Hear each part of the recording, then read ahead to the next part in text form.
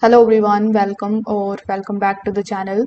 In today's quick beginner friendly tutorial, I will show you exactly how to use Google Keep in 2025, whether you are taking notes, setting the reminders or organizing your day. So without further delay, let's get straight into it. First of all, you need to open your web browser and search for keep.google.com, or you can also open Google Keep application on your phone.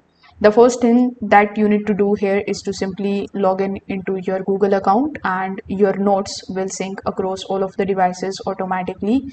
So currently in the notes section, my notes are loading, so it is taking some time. Over here, you can click on the option of taking notes.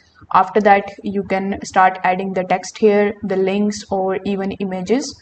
To create a checklist, you can also click on the option of this checklist icon. It is perfect for any to-do lists or any shopping type of list.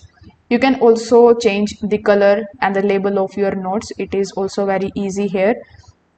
So if you want to edit any of the notes over here, you can just simply click on it and change the color of it. You will find a bunch of different color palettes that you can basically use in order to change the background of the note. It will help you organize the visual representation of that particular note.